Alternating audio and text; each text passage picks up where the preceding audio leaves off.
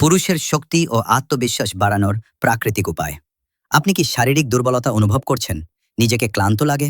দাম্পত্য জীবনে আগের মতো আত্মবিশ্বাস পাচ্ছেন না? তাহলে আজকের ভিডিওটি আপনার জন্য। অতিরিক্ত টেনশন, ভুল খাদ্যাভ্যাস, ঘুমের অভাব এইসব কারণে ধীরে ধীরে কমে যায় পুরুষের শক্তি ও কর্মক্ষমতা। কিন্তু চিন্তা নেই, প্রাকৃতিক উপায়ে ফিরিয়ে আনা সম্ভব হারানো শক্তি।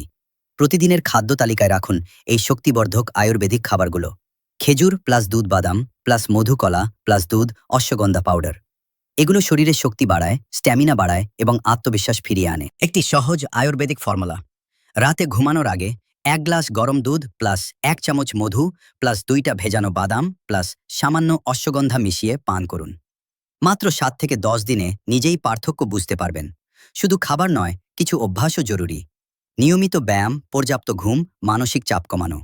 এই 3টি জিনিসই আপনার শক্তি বাড়ানোর মূল চাবিকাঠি। প্রাকৃতিক উপায়ে নিজেকে গড়ে তুলুন, হন শক্তিশালী, আত্মবিশ্বাসী এবং প্রিয় মানুষ। কারণ সুস্থ শরীরেরই সুখী জীবনের চাবিকাঠি। ভিডিওটি ভালো লাগলে লাইক, শেয়ার ও ফলো করতে ভুলবেন না। আর কমেন্ট করে জানান আপনি কোন টিপসটি আজ থেকেই শুরু করবেন মনে করছেন।